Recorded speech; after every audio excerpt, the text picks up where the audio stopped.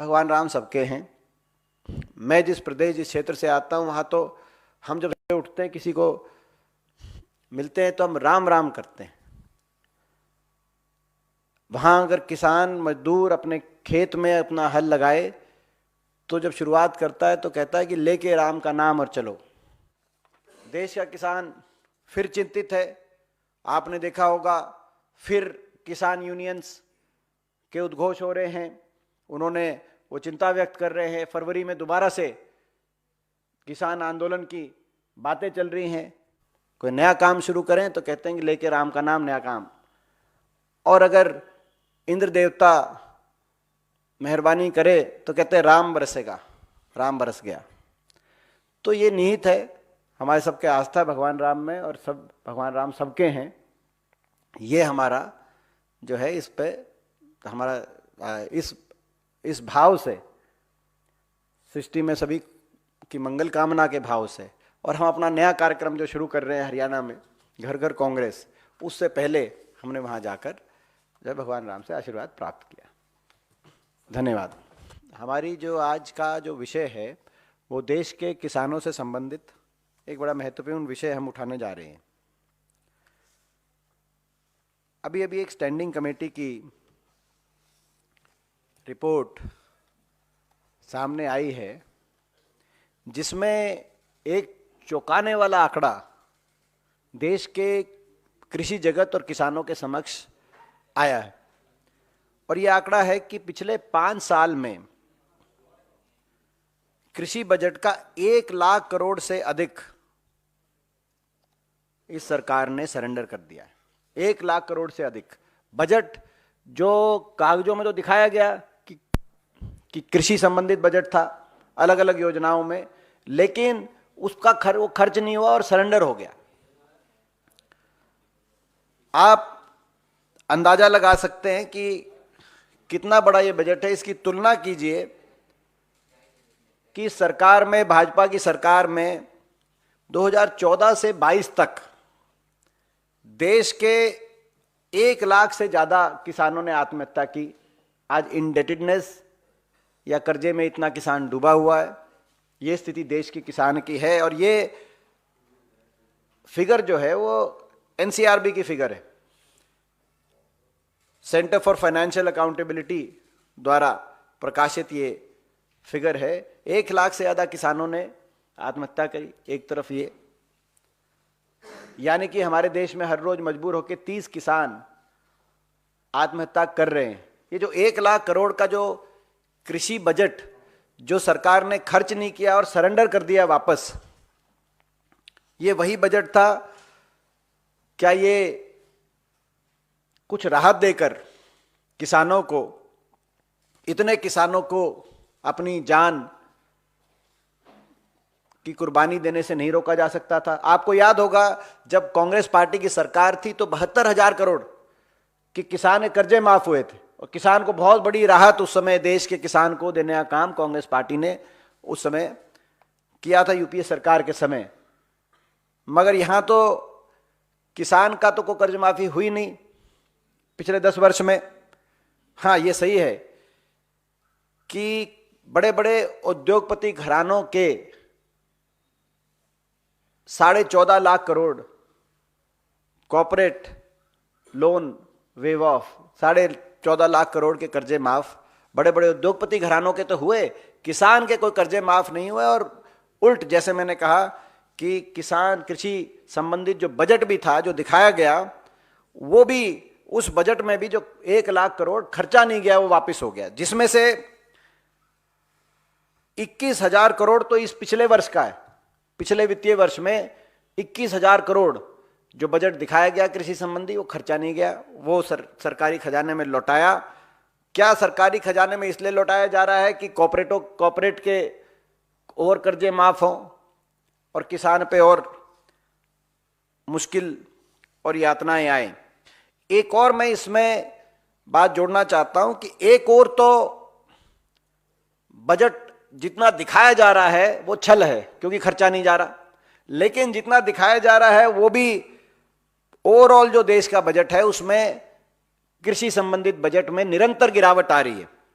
2020-21 में ये 4.4% था, 21-22 में 3.5%, 22-23 में 3.1% और पिछले वर्ष 2.5%। हर वर्ष गिरावट आ रही है कृषि बजट में। देश के ओवरऑल बजट से मुकाबले की तुलना में हम देखें, गिरावट भी आ रही है, मगर जितना फिर भी दिखाया भी जा रहा है वो भी नहीं खर्चा जा रहा। आप इससे अंदाजा लगा सकते हैं। आज स्थिति ये है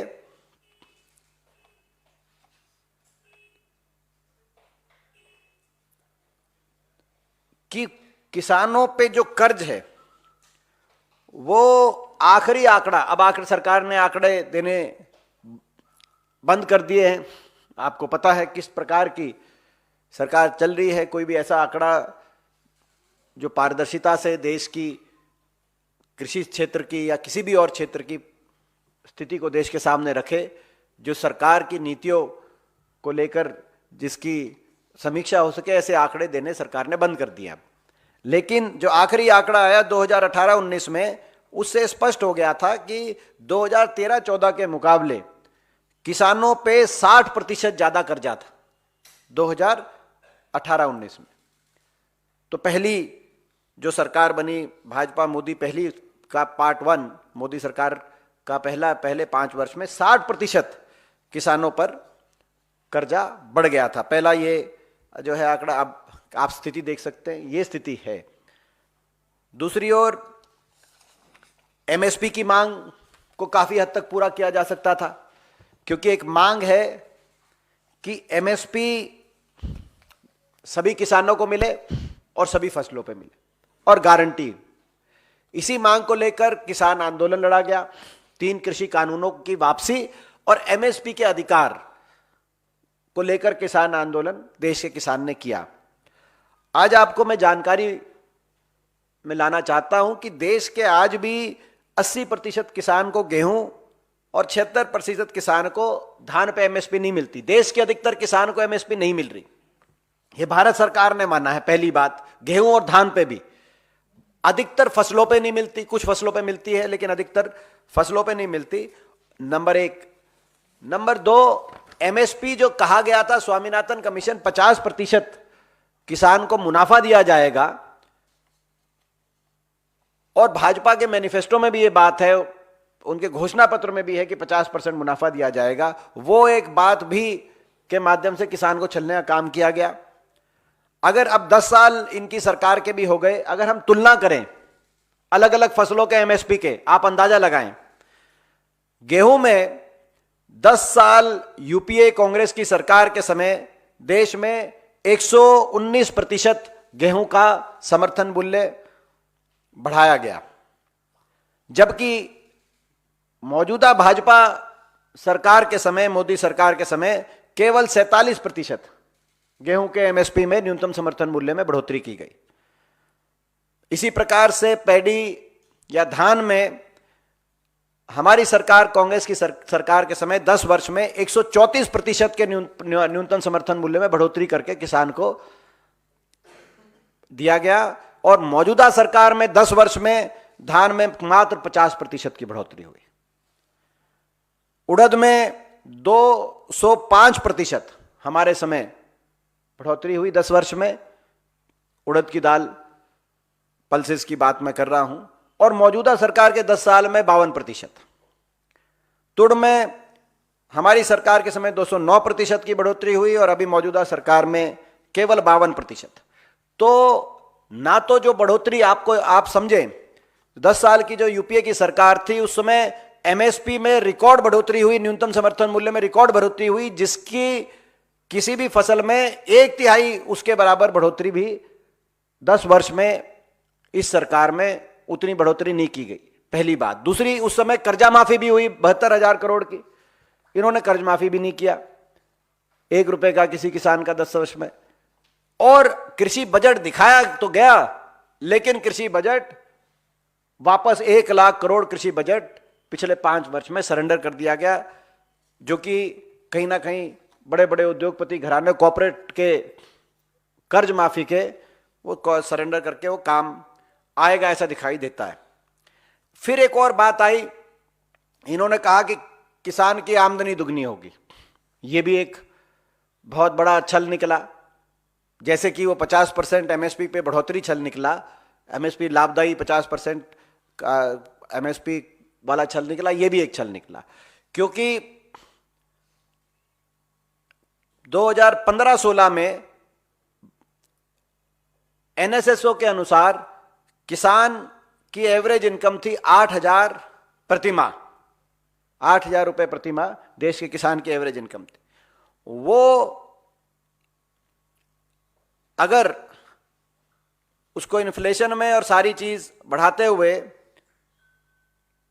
अगर डबल करके देखा जाए तो वो कम से कम 22,000 प्रति माह 2022 तक हो जानी चाहिए थी, जो इनका वायदा था। लेकिन कहां पहुंची?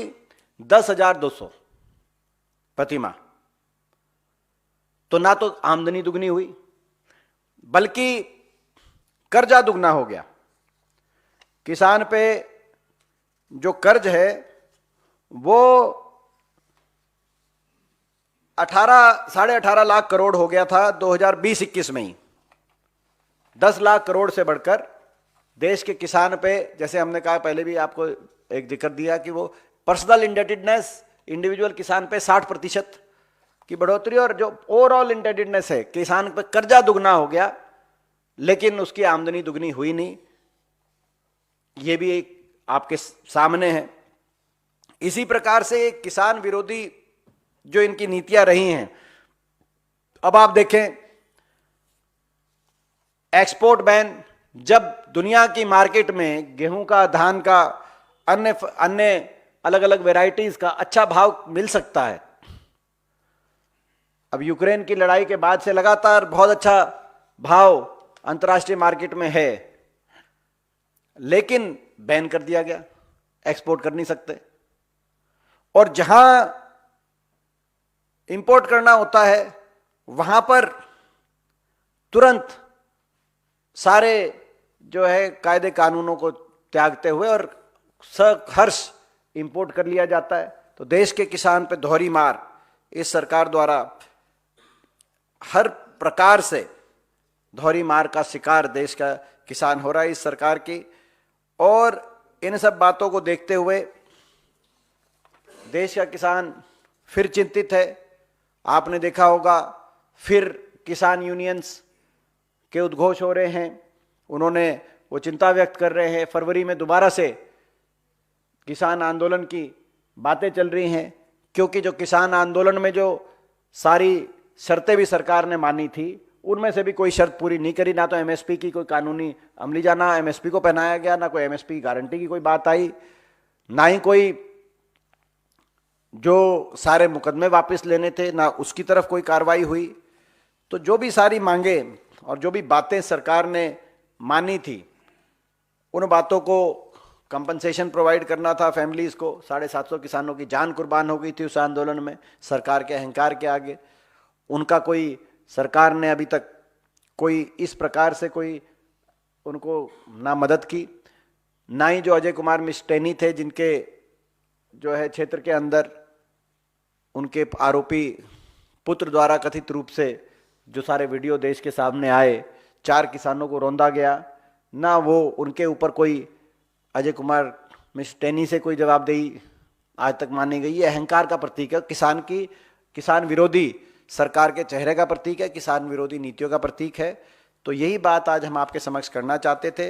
हमारा मुख्य मुद्दा, जो आज प्रमुख मुद्दा जिस विषय पे हम लोग यहाँ पे हमने आपको आज याद किया, वो यही है कि ये जो आंकड़ा सामने आया कल कि 1 लाख करोड़ का बजट जो सरकार ने सरेंडर कर दिया है, ये छोटा आंकड़ा नहीं है।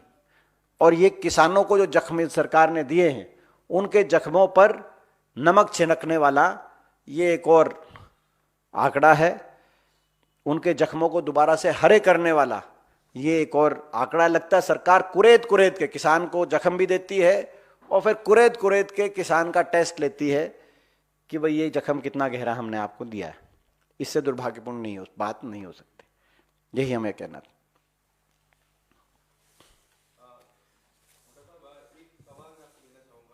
मैं मानव हूं न्यूज 18 से। आम आदमी पार्टी आज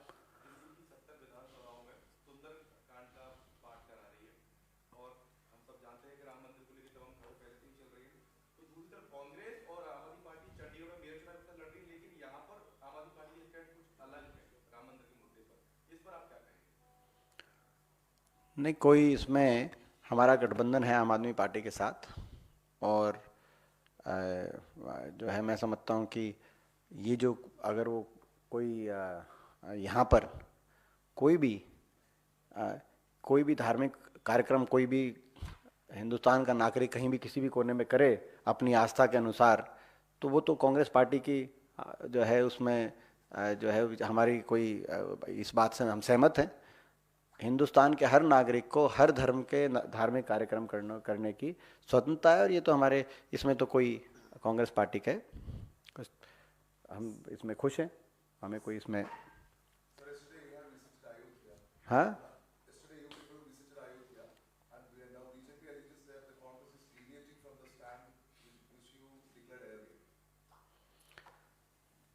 सी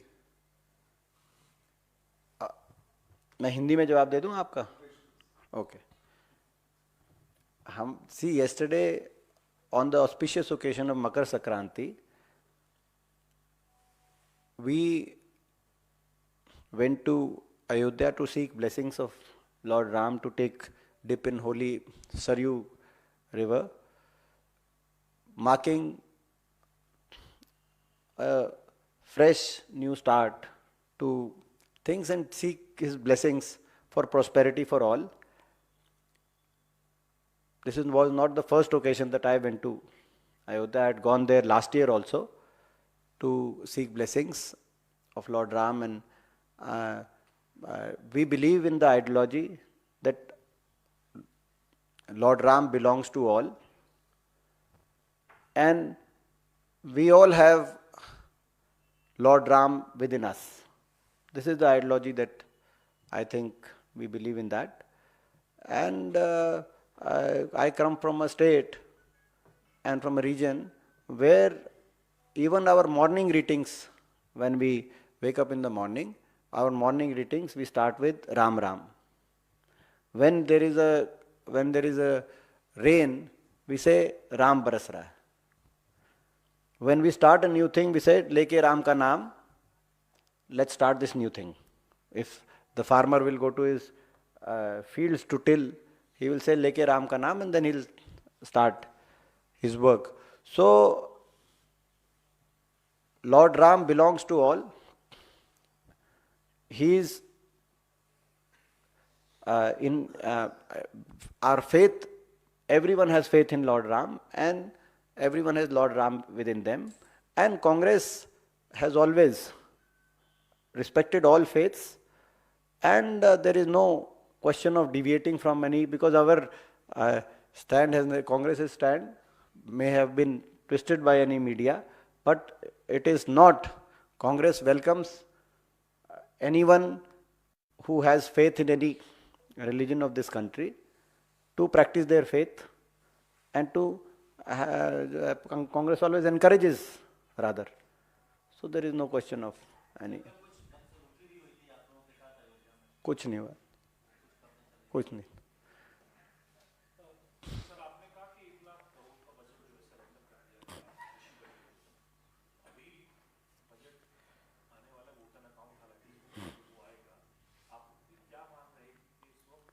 ये जो 1 लाख करोड़ सरेंडर किया गया है, सरकार से हम यही कहना चाहते हैं कि ये कृषि बजट है, इसको सरेंडर करके आप बाकी अपने जो है कुछ बड़े उद्योगपति दोस्तों की मदद कराना चाहें या जो है किसी और सेक्टर की मदद करना चाहें, ये उचित नहीं होगा। आप निरंतर कृषि बजट में वैसे ही आप कृषि बजट को कम करने का काम कर रहे हैं हर साल।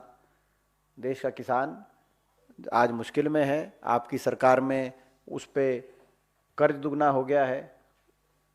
देश के किसान 1 लाख से ज़्यादा देश के किसानों ने पिछले 9-10 वर्षों के अंदर कर्ज में डूबे होने के कारण, अन्य कारणों से अपनी आत्महत्या को की मजबूर हुआ है। तो देश के किसान को राहत दे सरकार, ये हम डिमांड करना चाहते हैं। आपको याद होगा यूपीए सरकार में हमने 72,000 करोड़ की कर्ज माफ़ी कर दी थी एक कलम से, और एमएसपी में जितनी हमारे 10 साल में बढ़ोतरी हुई हर फसल में, इनके समय तो उसमें 1/3 भी नहीं हुई, जो मैंने अभी आंकड़ों से आपको दिखाया किसी भी फसल। तो इतनी किसान से बेरुखी अच्छी नहीं है। किसान देश का जो है किसान भी जो है, हम सब भगवान राम की संतान हैं, देश का किसान भी राम की संतान है, देश के किसान में भी राम बसता है। तो उसकी तरफ इतनी बेरुखी अच्छी नहीं सरकार की। उनके लिए इस बजट के अंदर कम से कम अपनी किए गए वायदों को, हम उससे ज़्यादा नहीं कहना चाहते, लेकिन कम से कम किए हुए वायदों को 50% मुनाफे के साथ एमएसपी स्वामीनाथन, एमएसपी की कानूनी गारंटी और आमदनी दुगनी, ये तो कहे हुए इनके वायदे हैं। कम से कम वो कहे हुए वादे सरकार पूरा करे।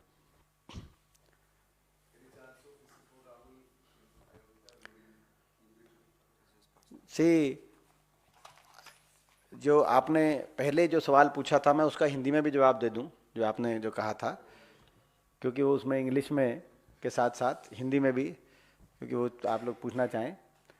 कल हम जब अयोध्या गए तो कल मकर संक्रांति के एक शुभ अवसर पे हम अयोध्या नगरी में श्री राम लल्ला दर्शन के माध्यम से सरयू नदी की पावन नदी में डुबकी लगाकर हमने भगवान श्री राम का आशीर्वाद प्राप्त किया और एक ऊर्जा की अनुभूति और सृष्टि के लिए मंगल कामना के लक्ष्य से हम लोग पहुंचे वहां। और हरियाणा में आज से घर घर कांग्रेस कार्यक्रम का प्रारंभ हम करने जा रहे हैं। उस नई कार्यक्रम की नई शुरुआत के लिए मकर संक्रांति के दिन अयोध्या पहुंच के श्री राम लल्ला के दर्शन करके, भगवान राम का आशीर्वाद प्राप्त करके और लेके राम का नाम, हम आज वो कार्यक्रम शुरू करेंगे घर घर कांग्रेस हरियाणा के अंदर। मैं पहले भी पिछले वर्ष भी मैं अयोध्या गया था, रामलला के दर्शन उस समय भी किए थे। हमारा ये मानना है कि भगवान राम सभी के हैं और सब में भगवान राम है। हर व्यक्ति के भीतर भगवान राम है और भगवान राम सबके हैं। मैं जिस प्रदेश, जिस क्षेत्र से आता हूँ, वहाँ तो हम जब उठते हैं, किसी को मिलते हैं तो हम राम राम करते हैं। वहाँ अगर किसान मजदूर अपने खेत में अपना हल लगाए तो जब शुरुआत करता है तो कहता है कि लेके राम का नाम और चलो। कोई नया काम शुरू करें तो कहते हैं कि लेके राम का नाम, नया काम। और अगर इंद्र देवता मेहरबानी करे तो कहते हैं राम बरसेगा, राम बरस गया। तो ये निहित है हमारे सबके आस्था भगवान राम में और सब भगवान राम सबके हैं। ये हमारा जो है, इस पे हमारा इस भाव से, सृष्टि में सभी की मंगल कामना के भाव से, और हम अपना नया कार्यक्रम जो शुरू कर रहे हैं हरियाणा में घर घर कांग्रेस, उससे पहले हमने वहाँ जाकर जब भगवान राम से आशीर्वाद प्राप्त किया। धन्यवाद।